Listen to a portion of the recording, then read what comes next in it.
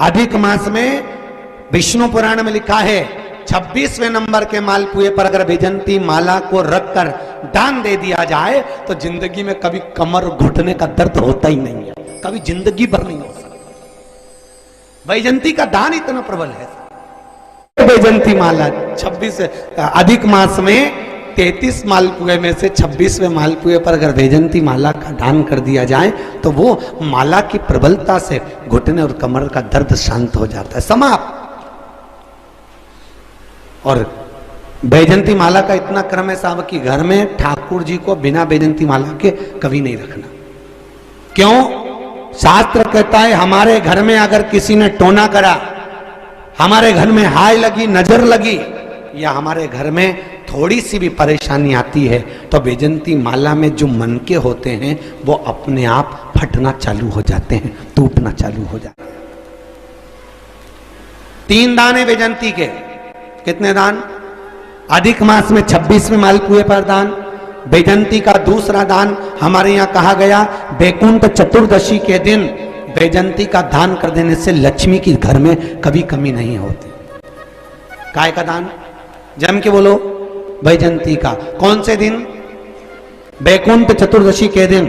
तीसरा दान वैजंती का बसंत पंचमी के दिन अगर वैजंती का दान कर दिया जाए तो उस घर में कभी क्लेश नहीं होता, सास बहू देवरानी जेठानी में अपार प्रेम रहता है। कौन से दिन?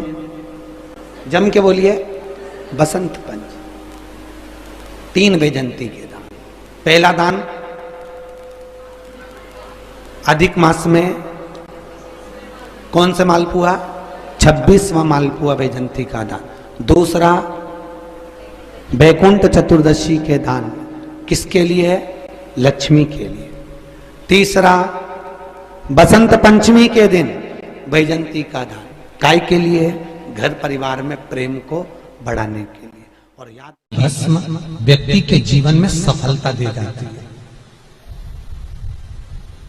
इसको अपनी जिंदगी में लिख कर रखना। 3 जगह की भस्म मनुष्य के जीवन को सफलता देती है। 3 जगह की भस्म। पहली, कहीं पर यज्ञ हुआ हो और बड़ा विशाल यज्ञ हुआ, बहुत विशाल, उस यज्ञ के विराम पर जो नारियल का गोला बांधकर पूर्ण आहुति में समर्पित करा जाता है, उस गोले के जल जाने के बाद जो राख तैयार होती है, उसका कालापन जो तैयार होता है, उसको उठाकर ले आए और कपड़े में उसको छान कर राख तैयार कर 3-4 बार छानने के बाद उस भस्म को जो शिवरात्रि के दिन रात के समय 12 बजे से 1 बजे के बीच में शिव जी को समर्पित कर देता है और उस भस्म को उठाकर उसमें घी मिलाकर मस्तक पर तिलक लगाकर चले जाता है, वो जिंदगी में कभी हार नहीं सकता, विजय ही पाता है। उसकी कभी हार नहीं हो सकता।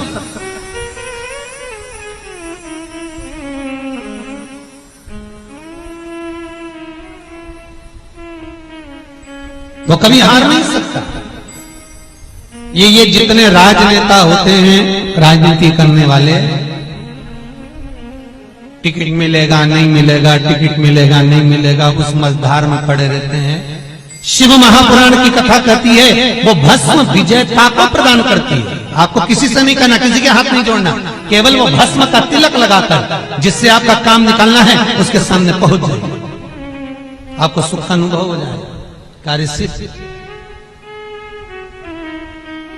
तो भस्म इतनी प्रबल हो, 3 जगह की भस्म। दूसरी भस्म महाराज प्रदोष के समय पर, प्रदोष काल में, जिस दिन प्रदोष हो उस दिन प्रदोष काल के समय कोई गाय अपने बछड़े को दूध पिलाते समय जब पोटा कर दे, गाय गोबर कर दे, उस गोबर को हाथ नहीं लगाना है, उसी स्थान पर सूखने देना है। जब वो गोबर सूख जाए उसको उठाकर जलाकर उसकी भस्म तैयार कर ली जाए। किसी भी प्रदोष पर, किसी भी प्रदोष पर उस भस्म की राख तैयार कर कर शंकर भगवान को शाम को प्रदोष के काल में, प्रदोष के समय पर शंकर भगवान को एक वस्त्र में लेकर किसी मंदिर में भस्म चढ़ाकर उसी भस्म को उठाकर लेकर आ जाएं और जो दुकान, जो व्यापार, जो फैक्ट्री, जो काम आपका खड्डे में जा रहा है, नहीं चल रहा, बिल्कुल ठप्प होकर पड़ा हुआ है, उस भस्म को केवल दुकान में जाने से पहले दोनों साइड दाता और विधाता का नाम लेकर चढ़ा दी जाए और अंदर प्रवेश कर दिया जाए। अगर कितनी भी खड्डे में फैक्ट्री जा रही होगी वो अव्वल में चलना प्रारंभ हो जाएगी। उस भस्म का किसी मंदिर में मूर्ति को प्राण दिए जा रहे हो, प्राण प्रतिष्ठा हो रही है, मूर्ति स्थापित हो रही है और वहां जो यज्ञ हुआ हो उस यज्ञ के बाद में पूर्ण विराम पर यज्ञ देवता को एक वस्त्र ओढ़ाया जाता है, लाल वस्त्र। आपने भी देखा होगा, कहीं हवन हुआ होगा तो उस पर लाल वस्त्र घी में भिंगोकर मलकर उसको ओढ़ाया जाता है, अग्नि देव। फिर उसके ऊपर दही का प्रक्षालन होता है। तो जो वस्त्र अग्नि देवता को प्राण प्रतिष्ठा के समय पर ओढ़ाया जाता है, उस वस्त्र की कालोच, महाराज वस्त्र की कालोच लेकर आ जाओ। आंवला नवमी के दिन हाथ की अंगुष्ठ भाग और चीटी उंगली, इन दोनों भाग पर वो कालोच लगाकर आंवले के वृक्ष के नीचे आंवला नवमी के दिन अपना पल्लू पसार कर आंवले की जड़ को अपने पल्लू में गिरा लो और आंवला नवमी के दिन ही वो आंवले की जड़ को गुल्लक में, तिजोरी में बरकत के स्थान पर रख दो। जिंदगी में कभी संपदा कम नहीं हो सकती, संपदा बढ़ती चली जाएगी, संपदा घट नहीं सकती, बढ़ेगी। कह रही है भगवान शंकर की अविरल भक्ति कर रही है। भोला रो रहा है, आंखों से आंसू बह रहा है, कौन संभालेगा? सारे साधन भी अगर हाथ से चले जाते हैं तब शिव रह जाता है। शंकर कौन रहा? जब सतयुग, त्रेता, द्वापर, कलयुग सब समाप्त हो जाते हैं, पूरी पृथ्वी जल में मग्न हो जाती है, तब भी जब कोई नहीं रहता तब मेरा शिव रहता है। एक बुलबुले के रूप में रहता है, एक बिंदु के रूप में रहता है। हम पहले कथा में कहे, आज फिर कहते हैं, पूरे विश्व की भूमि को, जमीन को खोद कर देख लो, उसमें कंकर रूपी शंकर का शिवलिंग जरूर निकलेगा, ये निश्चित है। पूरी पृथ्वी खोद लो,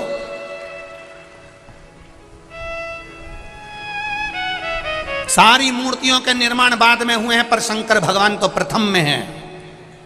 ना जाने कितने सतयुग, ना जाने कितने त्रेता, कितने द्वापर, कितने कलयुग निकल गए, तो भी मेरा शिव है और मेरा ओघड़दानी रहेगा, वो निश्चित है और रहना है उसको।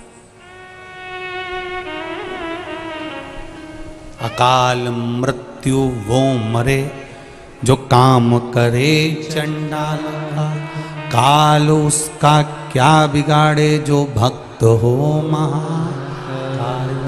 जो शिव का उपासक होता है उसका बाल बांका नहीं हो सकता, शंकर की आराधना करने वाले का बाल बांका नहीं हो सकता। ये निश्चित है कि जन्म मरण परण तीन शिव के हाथ में है। मृत्यु जहां लिखी हुई है वहां तो हम पहुंचेंगे।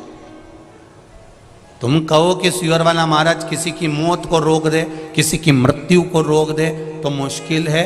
आपकी मृत्यु, हमारी मृत्यु, ये सब परमात्मा ने जो तारीख, जो पल, जो घड़ी, जो दिन, जो नक्षत्र, जो समय, जो परमात्मा ने लिख दिया, वो निश्चित है कि उस पल, उस घड़ी, उस क्षण में हमारी मृत्यु होगी। जो विधान पर लिखा हुआ है उसे कोई टाल नहीं सका। पर आपका भजन का जब बल बढ़ जाता है, सत्संग का जब बल बढ़ जाता है, आप शंकर का गुणगान जब करने लगते हो, तो जीवन में अगर थोड़ा बहुत दुख भी आता है तो उसको भोलेनाथ, आप शिवजी पे जल चढ़ाते हो तो जैसे चंदन शंकर पर पेले का लगा हुआ होता है तो धुल जाता है, उसी तरह शिव जी पे जैसे जैसे जल चढ़ाते हो हमारे भी पाप धीरे धीरे धुलना प्रारंभ हो जाते हैं। ये निश्चित है। शंकर भगवान पर समर्पित किया गया एक लोटा जल हमारे पूर्व के ना जाने कितने कितने पाप कर्म को धो देता, ना जाने कितने पाप कर्मों को।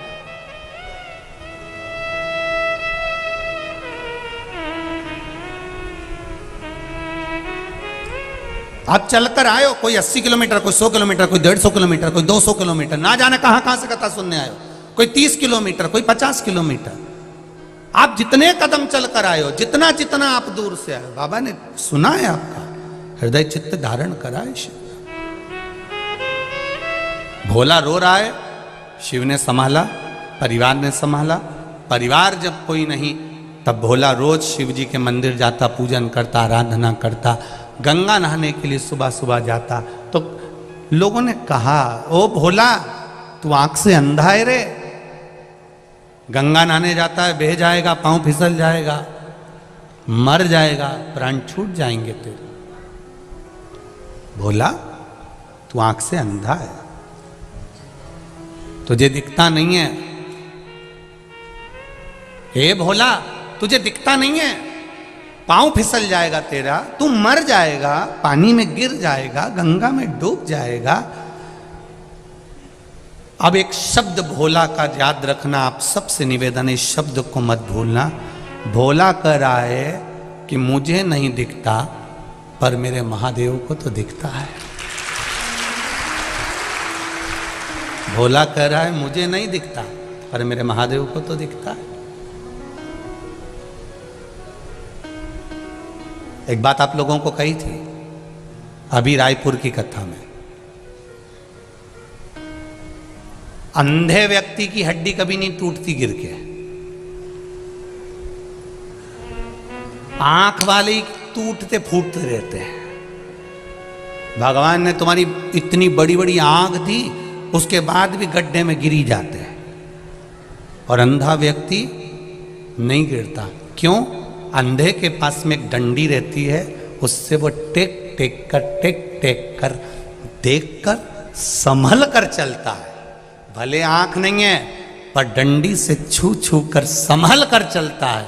और जिसको भगवान ने आंख दी वो तो अंधे जैसा अड़भंगा चलता है, यहाँ कूद गया, वहां कूद गया, चला चला, सीढ़ी पे चढ़ते चढ़ते लुढ़कते। अब भगवान ने इतनी आंखें दी है, सब कुछ दिया है, चलते चलते तुम रोड पे देखना, तुम जाओ तो सही।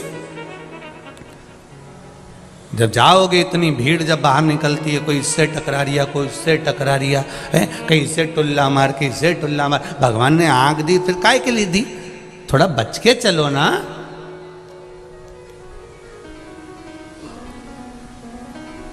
रोज हम निवेदन करते हैं, गले में सोने की चेन होगी, रकम होगी, जेब में पैसा होगा तो चोर की नजर जरूर होगी, सुंदरता होगी तो लुच्चों की नजर जरूर होगी, और अगर शंकर की भक्ति होगी तो महादेव की नजर जरूर। सुंदरता है तो लुच्चों की नजर होगी, धन होगा तो चोर की नजर होगी, और शिव भीतर समाया है, भक्ति भीतर है तो महादेव की नजर जरूर होगी। ये निश्चित है। तुम कहां बैठे हो वो शंकर को मालूम है। भोला कह रहा है मेरी आंख नहीं तो क्या हुआ, महादेव तो देख रहा है। मैं नहीं देख सकता तो क्या हुआ, मेरा महादेव तो देख रहा है। आप किसी के साथ बुरा करेंगे, कोई नहीं देख रहा, पर महादेव तो देख रहा है। आप अच्छा करेंगे, कोई आपका यश गुण नहीं गा रहा, सब दूसरे का नाम ले रहा। मेरा तो कोई बोल ही नहीं रहा, मैंने तो इतना खर्चा करा, मैंने तो ऐसा करा, मैं तो जजमान बना, मेरा तो नाम ही नहीं आया, मेरा तो ये नहीं आया। तो अपने को टेंशन नहीं लेना, तुम तो बस तुमने कर दिया, आगे उसने देख लिया। हमें अपना गुणगान नहीं चाहिए, वो देख रहा है। भोला ने कहा मेरा महादेव देख रहा है। रोज गंगा नहाने जाता, गंगा जी में नहा कर वापिस आता, शिव मंदिर जाता, शंकर जी के मंदिर में बैठा था। आज किसी ने कह दिया अपनी काशी में शंकर भगवान का एक बड़ा अनुष्ठान होने वाला है, भगवान शिव की सत्संग होने वाला है, प्रवचन होने वाला है, कोई कथा होने वाली है। उनने सुना और भोला ने मन में विचार कर लिया मैं भी जाऊंगा उस प्रवचन में। रात का समय था, किसी ने कहा इतनी रात को जाएगा, तो भोला बोला हमारी आंख ही नहीं तो हमें दिन और रात से मतलब ही क्या। सत्संग करने वाला, भजन करने वाला, कीर्तन करने वाला रात और दिन नहीं देखता।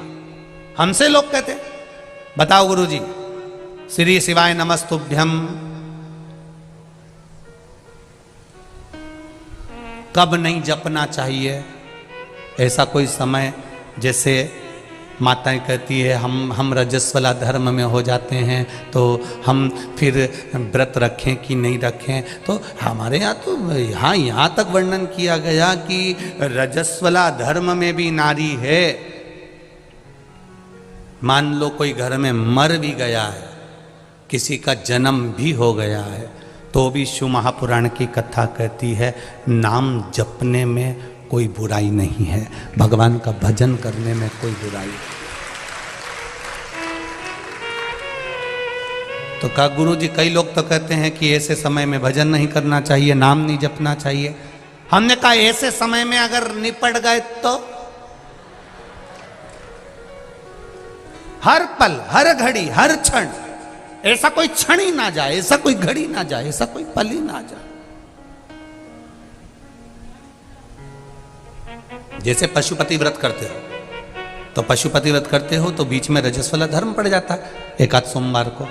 अगर रजस्वला धर्म पड़ गया तो माताएं क्या करेगी? क्या व्रत तोड़ देगी? नहीं, पूजन नहीं करेगी, पूजन नहीं करेगी, पर नियम वही रहेगा, एक समय फलाहार करना है और शाम के समय भोजन करना है। भले पूजन नहीं करेगी पर गिनती में नहीं आएगा वो, पर नियम तो वही चलना है ना, नियम का प्ररूप तो वही। हाँ, यदि एकादशी पड़ गई तो एकादशी का नियम लागू हो गया, फिर वो छोड़ दिया। प्रदोष पड़ गई, प्रदोष का नियम चालू हो गया, फिर वो छोड़ दिया। पर गिनती में चल रहे हैं और बीच में अगर रजस्वला धर्म आ गया है तो आप अपने ही नगर में, अपने ही गांव में कोई एकादशी, कोई प्रदोष नहीं है तो उसका स्मरण रहे, आप जपो शिव नाम।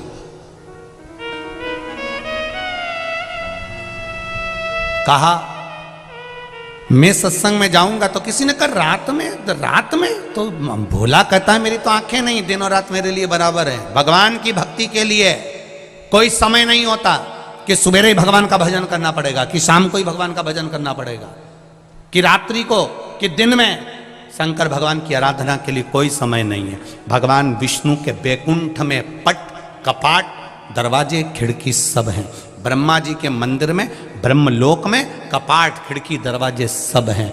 इंद्र के मंदिर में, इंद्रलोक में सब कुछ है। ब्रह्मलोक में दरवाजे हैं, बैकुंठ लोक में दरवाजे हैं, पर मेरे कैलाश पर जाकर देखना कोई दरवाजा नहीं है, चारों तरफ से खुला हुआ है, सब जगह से।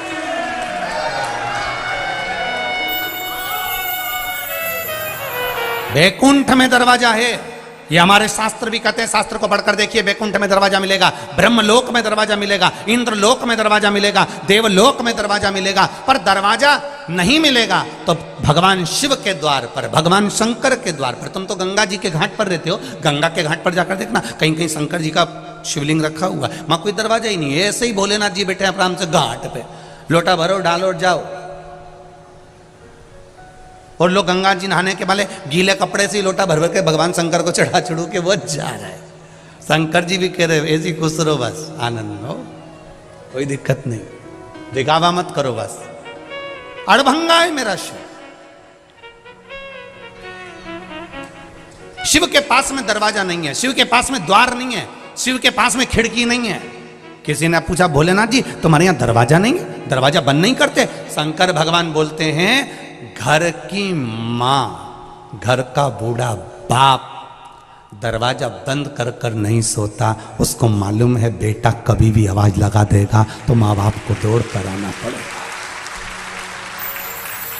कई कई घर में तो बूढ़े माँ बाप हॉल में सोते हैं, हॉल में, कमरे में भी नहीं सोते। मेरे बच्चों को जरूरत पड़ गई तो बहुएं बाद में उठती है बच्चों की आवाज़ सुनकर, पर घर के बुजुर्ग पहले उठ जाते हैं, आवाज़ लगाते हैं, बहू छोरा रो रहा है, बेटा बच्चा रो रहा है, छोरा बच्चा रो रहा है। उसके कानों में, दादी के कानों में, दादा के कानों में छोटे से बच्चे की भी आवाज, उसकी पायल की झनकार भी सुनाई दे जाती है कि मेरा पोता रो रहा है, मेरी पोती रो रही है, मेरा नाती रो रहा है, मेरा पंती रो रहा है। जरा विचार करिए, घर का बुजुर्ग है, जिनको राम भी भजते हैं, जिनको कृष्ण भी भजते हैं, जिनको इंद्र भी भजते हैं, 33 कोटि देवता जिसके स्मरण में लगा रहता है वो देवाधिदेव महादेव है, वो जगत का बाप है, जगत का पिता है। वो मेरा शंकर ओघड़दानी हमारे घर का बुजुर्ग है, वो कभी नहीं सोता। आप पुकारोगे तुम्हारे सामने आकर खड़ा हो जाएगा। तुमने पुकारा और तुम्हारे सामने, वो निश्चितता तुम्हारे सम्मुख में आ जाता, तुम्हारे सम्मुख में।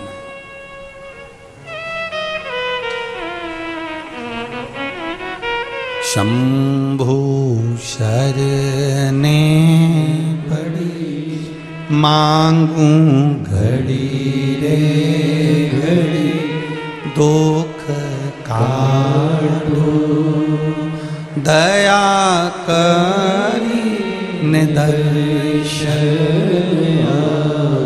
उसकी कृपा चाहिए। बोला जा रहा था, रात का समय था, रेलवे ट्रैक पार करना था। पार करते समय उसको नहीं मालूम कि सामने से ट्रेन आ रही है। अपनी मस्ती में भजन करता हुआ जा रहा, जनता चिल्ला रही ये मर जाएगा, सामने से ट्रेन आ रही है। ये कोई कथा पुरानी नहीं है, ये कथा इसी कली काल की है, काशी की है। जाते जाते ट्रैक पर भोला था, थोड़ा सा आगे बढ़ रहा था, सामने से ट्रेन आ रही थी। सारे गांव के लोग कह रहे थे अब तो ये अंधा मर जाएगा। इतनी देर में कोई सांप, एक सर्प उसके पांव से लिपट गया और दोनों पांव को गांठ बना ली। भोला गिर गया, ट्रेन निकल गई। गांव के लोग देखते रह गए। गजब शिव भक्त था, गजब शिव, गजब शंकर की आवाज। ट्रेन गई, सांप भी, पांव से लिपटा हुआ वो सर्प भी निकल कर चला गया, सर्प भी चले गए। किस रूप में मेरा महादेव आता है हमको नहीं मालूम पड़ता। पाप कर्म किया है, आज हमने अगर झूठ बोला है, आज हमने गलत कर्म करा है, तो शिव पुराण कहती है आज ही शंकर जी के मंदिर में जाकर एक लोटा जल चढ़ाकर, कोई पुण्य कार्य कर कर, किसी का भला कर कर, किसी प्यासे को पानी पिलाकर, किसी भूखे को भोजन कराकर, किसी को औषधि देकर, किसी के लिए सत्कर्म कर कर अपने इस पाप कर्म को धोने का प्रयास करो। बाद का कोई भरोसा नहीं।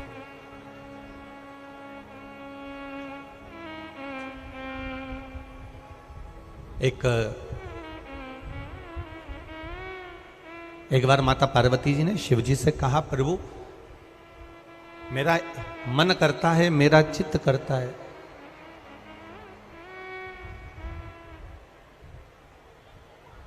एलईडी नहीं चल रही है क्या?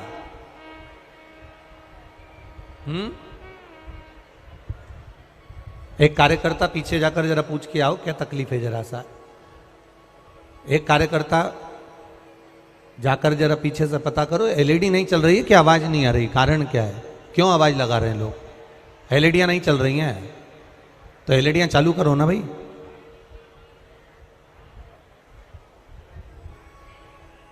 शिव कथा कह रही है,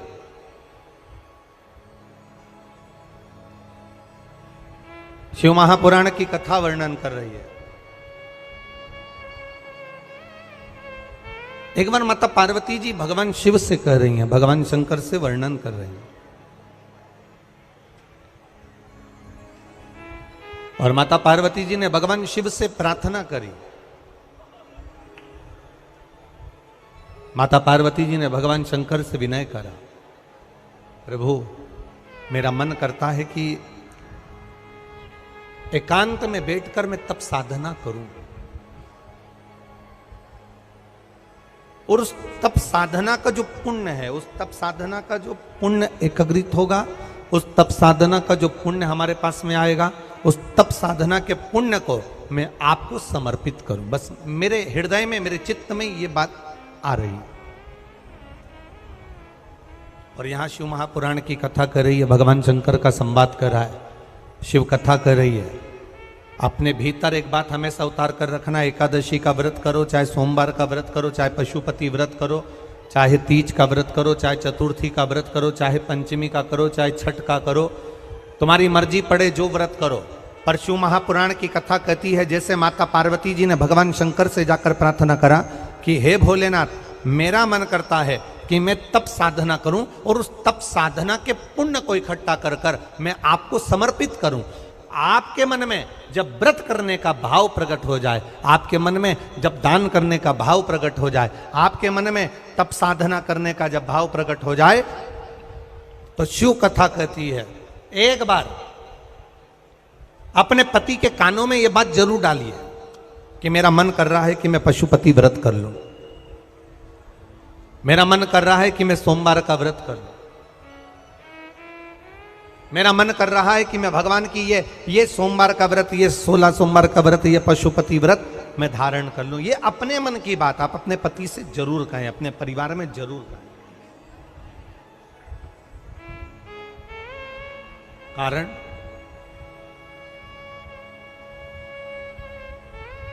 शिव महापुराण की कथा कहती है, आपका किया गया उपवास, आपका किया गया भजन, आपका किया गया मंत्र जाप, जब आप करने के लिए बैठें, उपास करें, मंत्र जाप करें, कीर्तन करें, तो आप जब जप करने या कीर्तन करने या मंत्र जाप करने या उपास करने के लिए जब तैयार हों और आगे बढ़ें, उपवास करते समय, तप साधना करते समय कोई परिवार का व्यक्ति आकर यदि आपका हाथ पकड़कर उठा दे या आपको अपशब्द कहे, तो यह श्रेष्ठता नहीं हो। आप करो पशुपति व्रत, आप करो सोमवार के व्रत, पर निवेदन है कि व्रत करते समय, व्रत के पहले आपके परिवार वालों को, आपकी पति को, माता पिता को, परिवारजन को ये बात बता दी जाए कि हम ये व्रत कर रहे हैं। क्यों? उसका कारण केवल इतना सा है कि जब हम ये परिवार वालों को बता देंगे कि हम व्रत कर रहे हैं, तो आपके व्रत में कोई टोकने वाला नहीं रहेगा, आपके व्रत को कोई रोकने वाला नहीं रहेगा, और आप निष्कपट भाव से भगवान की अविरल भक्ति को धारण कर सकते, निष्कपट भाव से भगवान के भजन को धारण कर सकते।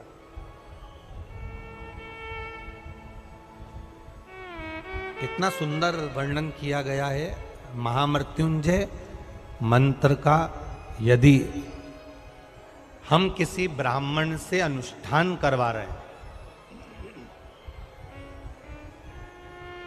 महामृत्युंजय मंत्र का यदि हम किसी ब्राह्मण से अनुष्ठान करवा रहे हैं, शिव महापुराण की कथा कहती है, अनुष्ठान पत्नी करवा रही है या पति करवा रहा है, सास करवा रही है या ससुर करवा रहा है, घर का जेठ करवा रहा है या जेठानी करवा रही है, शिव महापुराण की कथा कहती है, जितने लोग आपके घर में रह रहे हैं, जितने लोगों के साथ आप 24 घंटे घर के अंदर रह रहे हैं, जब हम पशुपति व्रत करें या महामृत्युंजय का अनुष्ठान किसी ब्राह्मण से करवा रहे हैं या मंदिर में हम अनुष्ठान करवा रहे हैं, तो भी हमारे चित्तवृत्ति से हमारे परिवार वालों को ये मालूम होना चाहिए कि मैंने उन ब्राह्मण के द्वारा अपने परिवार के हित के लिए, अपने बुजुर्ग के हित के लिए, अपने घर के हित के लिए मैंने महामृत्युंजय का अनुष्ठान करवाया है। उसका पुण्य 4 गुना बढ़ता है, जिससे घर के लोगों में कोई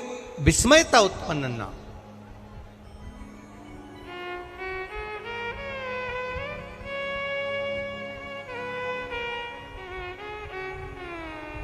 हमारे भीतर कोई विस्मयता उत्पन्न ना हो,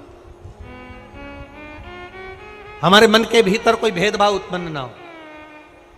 और हम तो यहां तक कहेंगे, आप अगर शंकर जी के मंदिर में जा रहे हो, एक लोटा जल चढ़ा रहे हो, शंकर जी के मंदिर में पहुंचकर एक लोटा जल समर्पित कर रहे हो, तो भी आपके घर के लोगों को मालूम होना चाहिए कि ये पास वाले शिव मंदिर में गई है, मेरे पास के मंदिर में मेरा घर का बच्चा शंकर जी को जल चढ़ाने गया है, मेरा पति पास के मंदिर में शंकर भगवान को जल समर्पित करने के लिए गया है, ये घर के लोगों को ज्ञात होना चाहिए।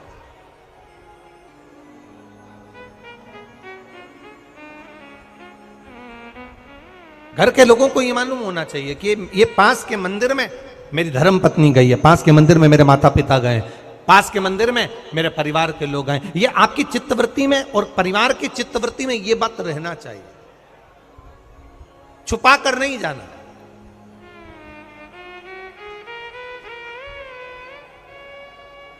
छुपा कर भगवान के मंदिर में नहीं जाना, छुपा कर पशुपति व्रत नहीं करना।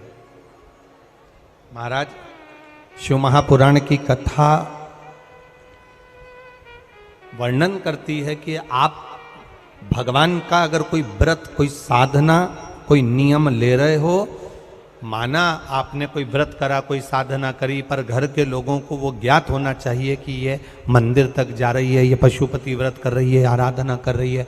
आज माता पार्वती जी ने शिव जी के सम्मुख में ये बात कह दी कि मैं एकांत में जाकर भगवान का तप करना चाहती हूं और एकांत में बैठकर तप करना चाहती हूं, और उस तप का जो पुण्य है वो आपको देना चाहती हूं। शंकर भगवान ने तुरंत माता पार्वती जी से कहा, सुनो जगत जननी, सुनो जगदम्बा, सुनो पार्वती, आप तप करो, मना नहीं है, आप साधना करो, मना नहीं है, आप आराधना करो, मना नहीं है, और आप सोचो कि आपकी करी गई तप साधना का पुण्य आप मुझे दे दो, तो भगवान तुरंत कहते हैं, पार्वती जी मुझे आपके तप साधना का पुण्य नहीं चाहिए, आप अपना पुण्य अपने पास में रखो, हमें आपका पुण्य नहीं चाहिए। आप अगर एक लोटा जल भगवान शिव को समर्पित कर रहे हो, आप एक बेलपत्र भगवान शंकर को समर्पित कर रहे हो, आप एक शमी का पत्ता भी भगवान शंकर को समर्पित कर रहे हो, आप भगवान शंकर का पंचानंद स्नान करा रहे हो, आप भगवान शंकर के मंदिर का शिखर दर्शन कर रहे हो, आप भगवान शंकर के मंदिर में जाकर झाड़ू लगा रहे हो, पोछा लगा रहे हो, सफाई कर रहे हो, तो भी तुम्हारी चित्तवृत्ति में रहना चाहिए कि जब किसी पर दुख की घड़ी आए, किसी पर तकलीफ आए, किसी पर कष्ट आए, हमारा करा गया पुण्य हम उसके खाते में दे सकते हैं, हम अपने पुण्य को दूसरे के खाते में प्रदान कर सकते हैं।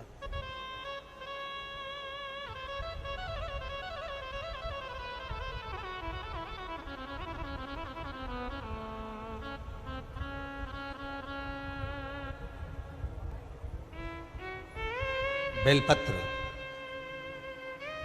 जरा ध्यान देना हो, ये बेलपत्र जो होता है,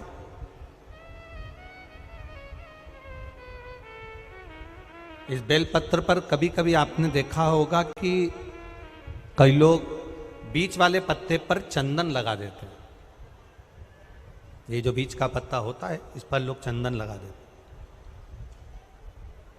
शिव महापुराण की कथा कहती है,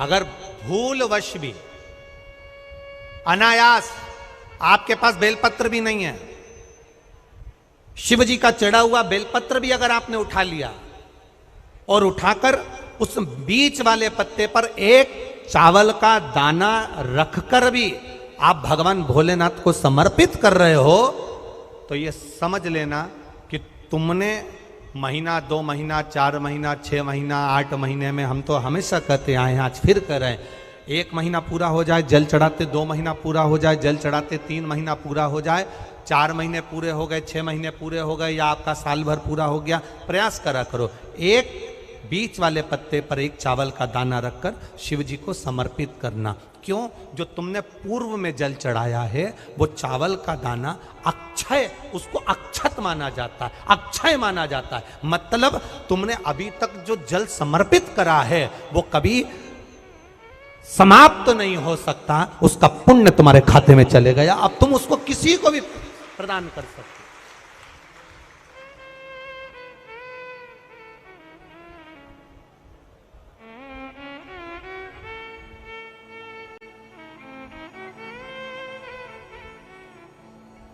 बहन भाई को तिलक करती है रक्षाबंधन पर, माथे पर तिलक लगाने के बाद में चावल लगाती कि नहीं लगाती? बोलो, जम के बोलो जरा। लगाती है? बोलते जाओ जरा। लगाती है, ठीक है। मंदिर में आप पूजन कर रहे हो, घर में कोई अनुष्ठान कर रहे हो, पंडित जी तुम्हारे मस्तक पर तिलक करते हैं तो चावल लगाते कि नहीं लगाते? बोलो बोलो, जम के बोलो। लगाते हैं। तुम्हारे घर में शादी ब्याह होता है तो तिलक करा जाता है तो चावल लगाया जाता कि नहीं लगाया जाता? लगाया जाता। सब समय पर चावल, मस्तक पर कंकु का तिलक, चंदन का तिलक, जो भी तिलक तुम्हारे मस्तक पर लगा है, कोई अगर लगाएगा शुभ कार्य में तो चावल जरूर लगाएगा। बस एक कार्य ऐसा होता है जिस समय पर मस्तक पर तिलक करा जाता है पर चावल नहीं लगाया जाता।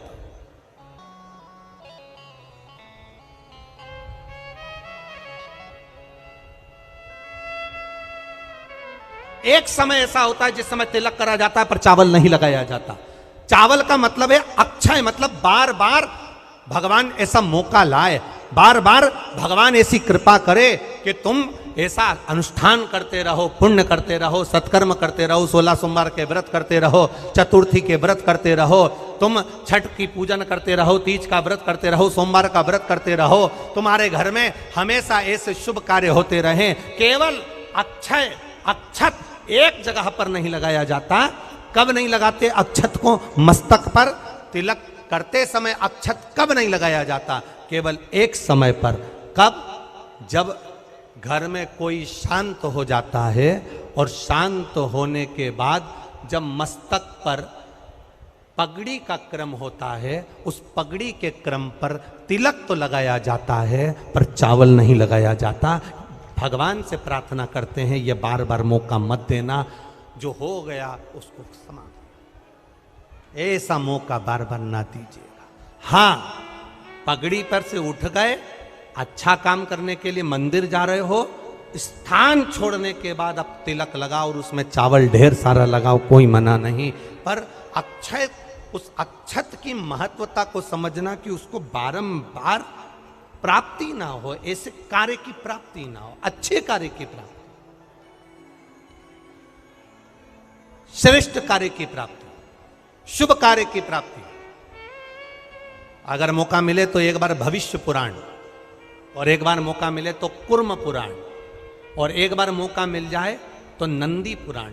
ये 3 पुराणों का स्मरण करना, इसमें आपको अक्षत की महत्वता प्राप्त हो। भविष्य पुराण, कुर्म पुराण और नंदी पुराण, इन 3 पुराणों में आपको अक्षत की महत्वता प्राप्त होगी कि चावल की महत्वता क्या है। एक चावल का दाना जब अशोक सुंदरी वाली जगह पर चढ़ाया जाता है, एक चावल का दाना अशोक सुंदरी वाली जगह पर चढ़ाया जाता है। हम माताओं से हमेशा कहते हुए आए हैं, आज फिर निवेदन करेंगे, जिस माता के गर्भाशय में गांठ हो गई हो, गर्भाशय में बच्चा दानी के अंतर्गत गांठ पड़ गई, गर्भाशय में गांठ पड़ गई, बड़ी तकलीफ की जिंदगी जी रही है, डॉक्टर कह रहे हैं ऑपरेशन करवाओ, डॉक्टर कह रहे हैं ऑपरेशन करवाना पड़ेगा। एक बार मेरे भोलेनाथ पर जल चढ़ाना प्रारंभ करो। एक चावल का दाना अशोक सुंदरी की, अशोक सुंदरी की जगह मालूम है ना सबको? अरे बोलो, अशोक सुंदरी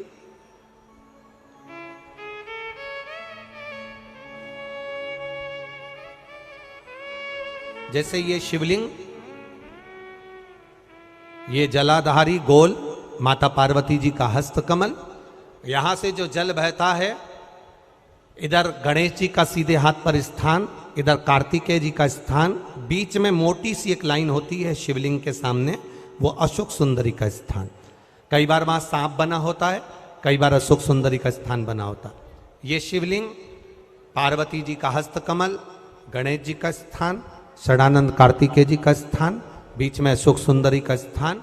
ऊपर से जो बूंद बूंद पानी गिर रहा है वो शंकर भगवान की 5 लड़कियां, जया, विषहरा, शामरी बारी, दौतली और देव, ये शंकर जी की 5 बेटियां ऊपर से जल गिरा रही। तो अशोक सुंदरी वाली जो स्थान होता है, जब आपके गर्भाशय में या शरीर में पुरुष हो, स्त्री हो, जिसके पूरे शरीर में कहीं पर भी गांठ पड़ गई हो और गल ना रही हो, एक चावल का दाना अशोक सुंदरी वाली जगह पर चढ़ाना प्रारंभ करो। शिव जी पे जल चढ़ाना प्रारंभ करो, उस जल का आचमन करना प्रारंभ करिए। आप 3 महीना, 4 महीना, 5 महीना करते रहो, उसके बाद जांच जरूर करवाना हॉस्पिटल में जाकर कि गांठ गली कि ना गली। पर विश्वास रखकर भरोसो दृढ़ इन चरणन करो, श्री वल्लभ नक चंद्र छटाबिन सब जग माही अंधेरो। भरोसा मूर्ण होना चाहिए, भरोसा मूल हो। हमारा अगर विश्वास नहीं है तो फिर भगवान भी नहीं है। मानो तो मैं गंगा मां हूं, ना मानो तो बहता पानी। आपका अगर भरोसा कहता है कि मैंने जल चढ़ाया और मेरा महादेव सुनेगा, आपने सोच लिया कि मेरा महादेव सुनेगा, तो महादेव सुनेगा, हमारे जीवन की सार्थकता दे जाता। पार्वती मैया तप करने जा रही है, पार्वती मैया तप साधना में डूबने के लिए जा रही है। शिव जी से कह रही है मैं अपना पुण्य आपको देना चाहती हूं, मैं अपना पुण्य आपको समर्पित करना चाहती हूं। आप इस पुण्य को प्राप्त करना, इस पुण्य को ले लें, आप इस पुण्य को ले लीजिए। मैं आपको पुण्य देना चाहती हूँ। ये आवाज यहाँ के बराबर। पार्वती जी काशी के मध्य में गंगा का पावन तट, जहां पर माता पार्वती जी तप करने के लिए बैठ गई।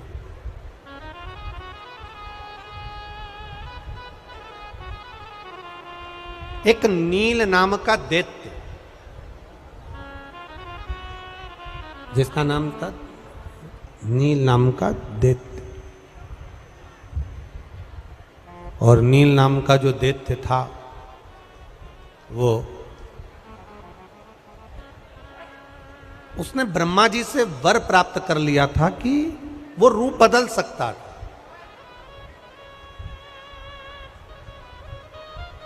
वो अपना स्वरूप बदल सकता था।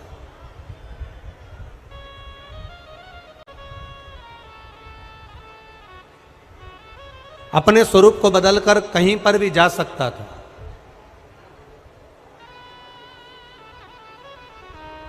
अब दैत्य नील जहां पर माता पार्वती जी तप साधना में बैठी थी, कभी वो मगर का रूप रखकर आ जाता, कभी वो पक्षी का रूप रखकर आ जाता, कभी वो पशु का रूप रखकर आ जाता, कभी वो एक कीड़े का रूप रखकर आ जाता। अब नील दैत्य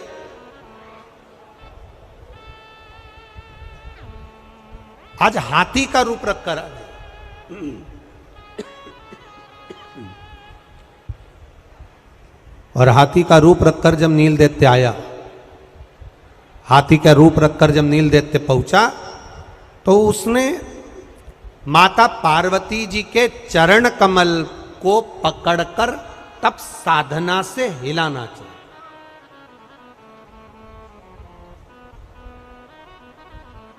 अब बहुत समझने वाली कथा है, बहुत बड़ा ध्यान दीजिएगा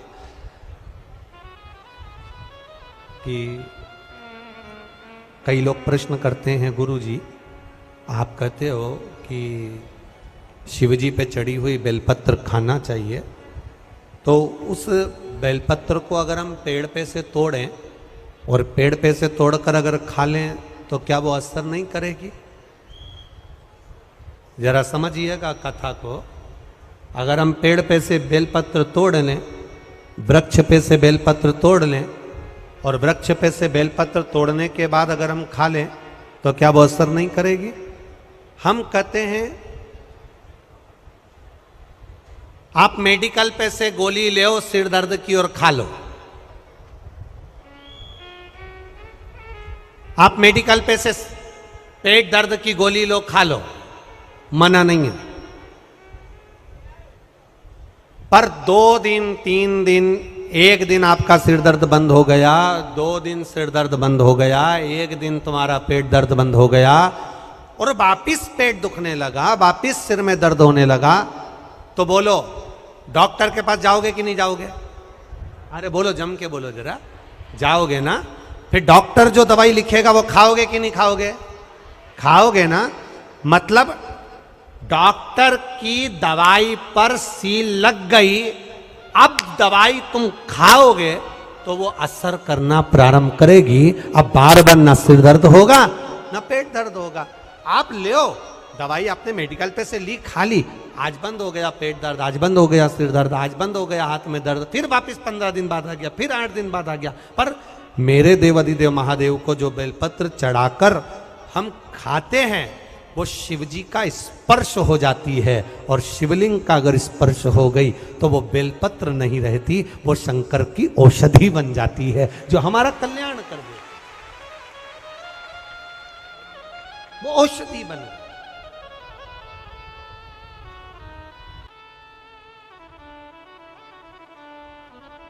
अब दैत्य नील, मेरा दैत्य नील जिसने मां पार्वती जी का चरण पकड़ लिया, और चरण पकड़ा तो उनकी समाधि को डोला रहा, उनकी तप साधना को हिला रहा, तप साधना को हिला रहा।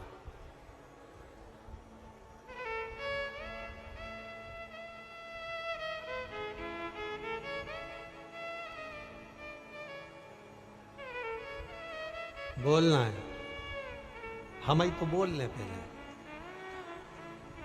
लिख कर भेज दो, मैं थोड़ा सा लिख कर भेज दो, मैं माइक दे दो। तब साधना, तब प्रमाण। पार्वती जी तब कर रही, साधना कर रही, और माता पार्वती जी जब तप साधना में डूबी हुई हैं, माता पार्वती जी जब तप साधना में लगी हैं, माता पार्वती जी जब तप साधना में लीन, तब वो दैत्य नील हाथी का रूप रखकर माता पार्वती जी के चरण को हिलाया।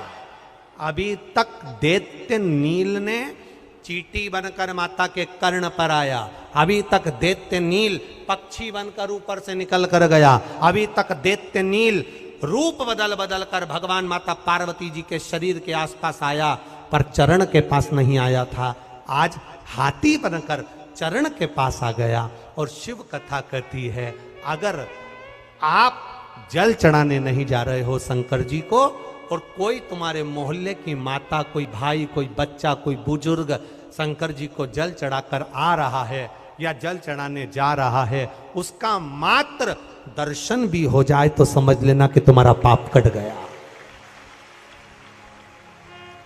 केवल जल चढ़ाने से दर्शन मात्र हो गया तो पाप कट गया।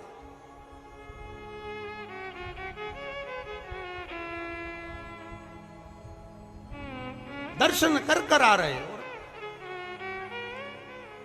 चलो जाने तो, एक बहुत अच्छी बात आपको कहना चाहते हैं। पुराने समय का नियम निकालो, जब कोई तीरथ कर कर आता था, ढोल मंजीरा नगाड़े बजाए जाते थे, उसको गले से लगाए जाते थे। तीर्थ कर कर आने वाले व्यक्ति के कपड़ों को 1 हफ्ते तक नहीं धोया जाता था।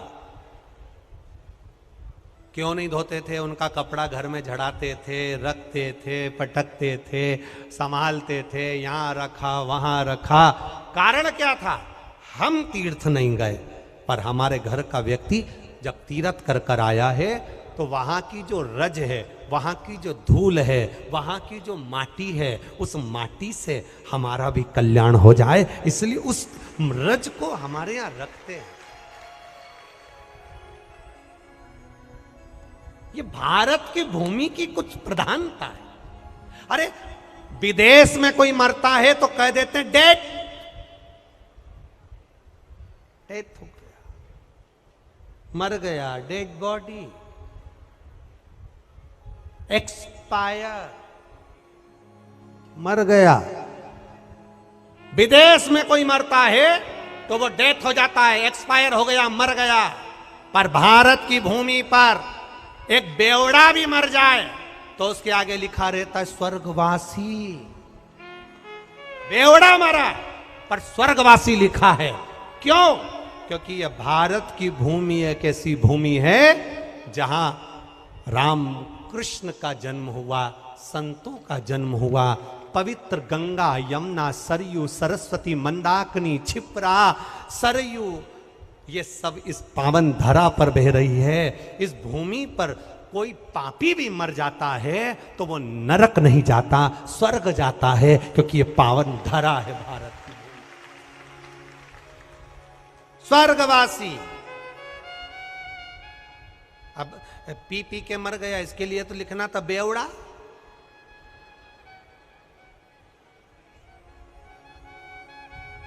तो क्या बोलते हैं तुम्हारे यहां भोपाली भाषा में? दारू कुट्टा, भोपाली भाषा में। अब मरा था तो लिख देना था, इसके आगे स्वर्गवासी क्यों लिखा? पर लिखा स्वर्गवासी क्योंकि भारत की भूमि पर मरा है। मेरा आप सबसे निवेदन है, अपने घर का एड्रेस बताओ किसी को, अपने घर का पता बताओ किसी को, उससे पहले बताना चाहिए कि मैं भारत का निवासी हूं, जिस भूमि पर गंगा यमुना सरस्वती बहती है। मैं भारत की धरा पर रहता हूं। ये भारत की भूमि साधारण भूमि नहीं है महाराज।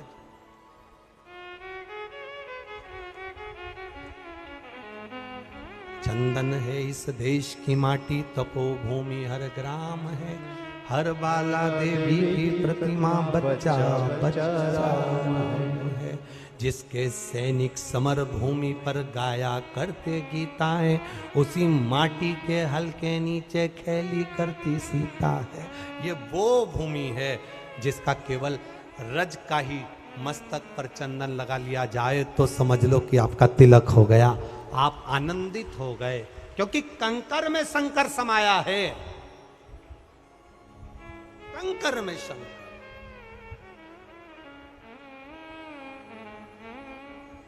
शिव समाया।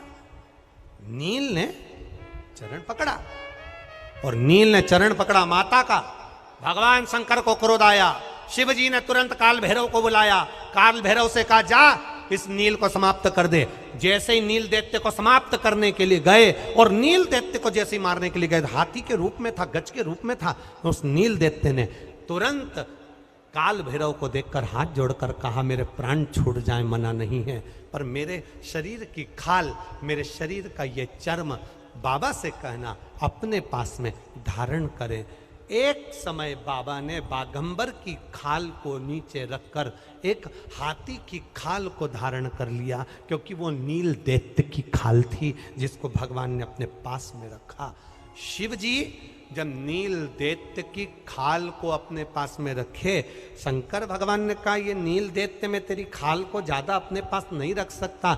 नील दैत्य ने कहा एक कृपा जरूर करना, अगर आप मेरी खाल को अपने पास नहीं रख सकते तो आपका कंठ विष पीने के कारण नीला पड़ गया, शरीर मेरी खाल के स्पर्श से नीला पड़ जाए, इससे बढ़कर सुख और क्या हो। आप मेरे थोड़े से रंग को धारण कर लीजिए। दैत्य है, चित्तवृत्ति लगाओ।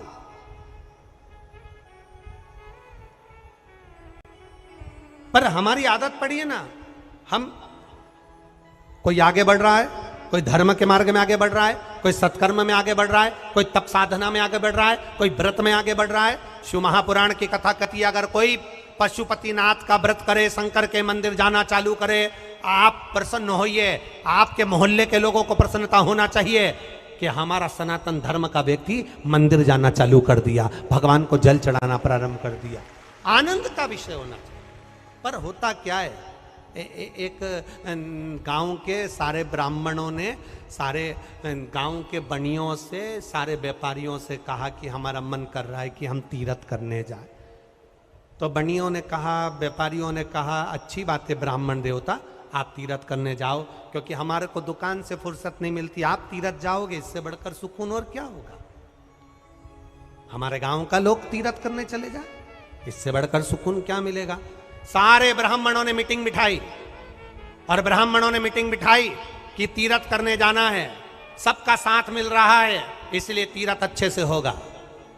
अब गांव के ब्राह्मणों ने मीटिंग बिठाई तो गांव में जितने कुत्ते थे वो भी इकट्ठे हो गए। उन्होंने कहा आज तक अपन भी तीर्थ करने नहीं गए, ब्राह्मण जा रहे हैं, इनके पीछे पीछे चलेंगे और अपना तीर्थ हो जाएगा। झूठन फेंकेंगे, खाएंगे, अपना तीर्थ हो जाएगा। ब्राह्मणों ने चलते चलते देखा कि कुत्ते पीछे आ रहे हैं, अपने नगर के आ रहे हैं, तो ब्राह्मण जहां खाते वहां पर थोड़ा कुत्तों को भी दे देते। कुत्ते खाते जाते, आगे बढ़ते जाते, तीर्थ पूरा हो गया। तीर्थ पूरा हुआ, ब्राह्मण वापिस आ गए। नगर के लोग, गांव के लोग ब्राह्मणों से मिलने के लिए आए। ब्राह्मणों से पूछा साहब तीर्थ कैसा रहा? ब्राह्मणों ने कहा साधुवाद, धन्यवाद, बहुत बहुत साधुवाद, बहुत अच्छा तीर्थ हुआ। जहां जाते थे वहां आदर मिलता था, जहां पहुंचते थे सत्कार मिलता था, जहां पहुंचते थे आनंद ही आनंद मिलता था, खूब भरपेट भोजन मिलता था, खूब लोगों ने सेवा करी।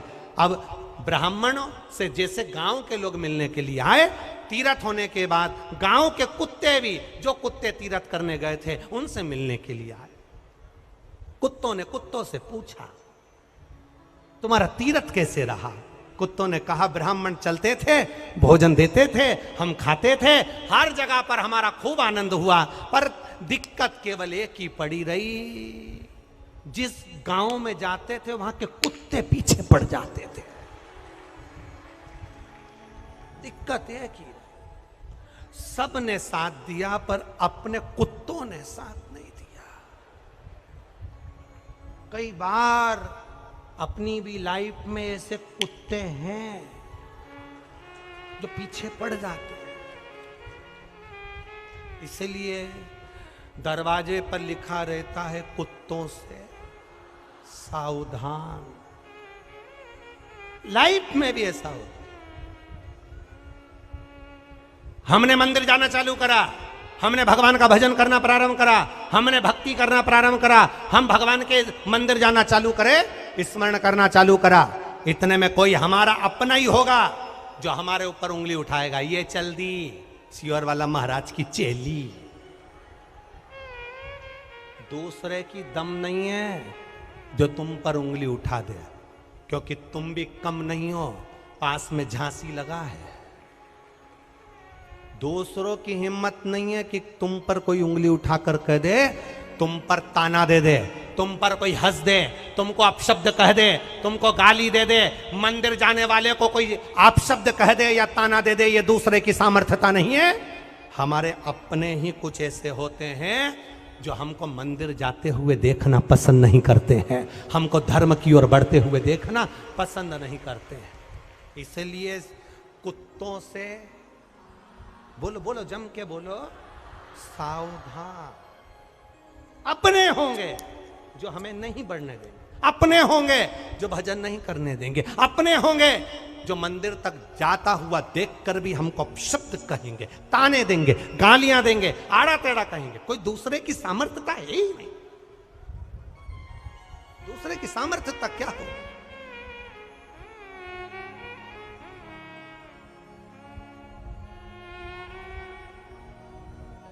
इसलिए प्रयास करना, तेरे मंदिर तक आना मेरा काम है और मेरी बिगड़ी बनाना तेरा काम है। हम उसकी चौखट तक जाएं। नील ने चरण पकड़ा माता पार्वती का, और पार्वती का चरण पकड़ा इसलिए तर गया। श्रीमद् भागवत में एक चरित्र बड़ा सुंदर आता है, गज और ग्रह की कथा बड़ी सुंदर आती है। हाथी का पांव मगर ने पकड़ लिया, हाथी का पांव मगर ने पकड़ लिया, और हाथी का पांव मगर ने पकड़ा। भगवान गरुण पर चढ़कर आए, सुदर्शन उठाया, बोलो जम के, सुदर्शन उठाया। तो भागवत में आपने सुना होगा, सुदर्शन उठाकर सबसे पहले मगर का कल्याण करा कि हाथी का कल्याण करा? बोलो, बोलो, जम के बोलो। मगर का। सिर किसका काटा? मगर का। मगर का शीश काटा।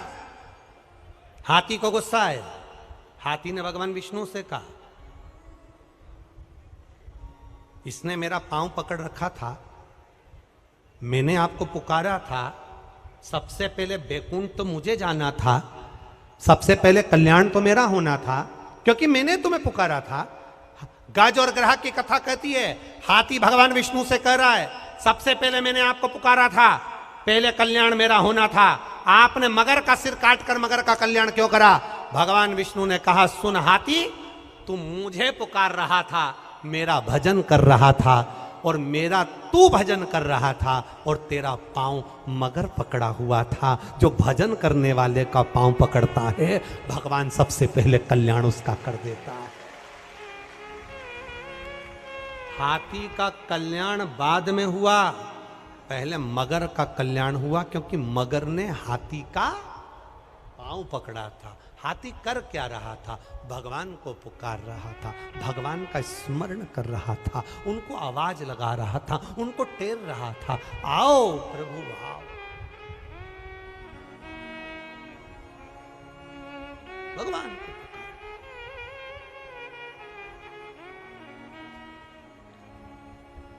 जब मौका लगे उसको पुकार। पीछा किया भोले बाबा, बमा बम भोले शंकर, गले में नाग भयंकर, बमा बम भोले शंकर, गले में नाग भयंकर। ओ बमा बम भोले शंकर, गले में नाग भयंकर, बमा बम भोले शंकर, गले में नाग भयंकर। विपदा हमारी हर लो त्रिपुरारी भोले बाबा, विपदा हमारी हर लो त्रिपुरारी भोले बाबा, विपदा हमारी हर लो त्रिपुरारी भोले बाबा, विपदा हमारी हर लो त्रिपुरारी भोले बाबा।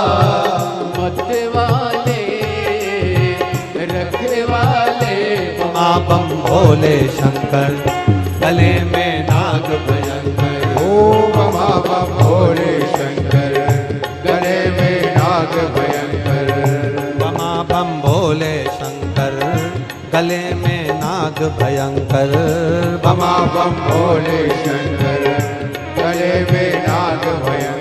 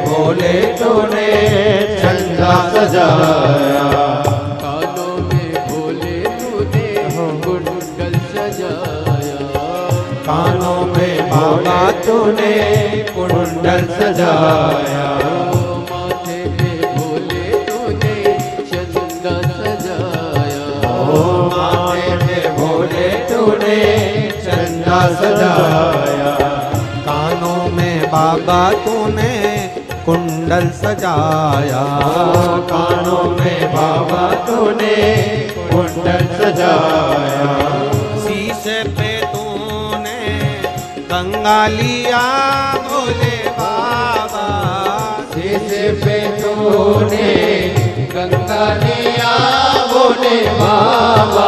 ओ शीश पे तूने गंगा लिया भोले बाबा। शीश पे तूने गंगा लिया बोले बाबा। मत वाले रखवाले बमा बम भोले शंकर हो गले में नाग भयंकर। बमा बम भोले शंकर गले में नाग भयंकर। ओ बमा बम भोले शंकर गले में नाग भयंकर। बमा बम भोले शंकर गले में नाग भयंकर। विपदा हमारी हर लो त्रिपुरारी भोले बाबा। विपदा हमारी हर लो त्रिपुरारी भोले बाबा। ओ विपदा हमारी हर लो त्रिपुरारी भोले बाबा। विपदा हमारी हर लो त्रिपुरारी भोले बाबा।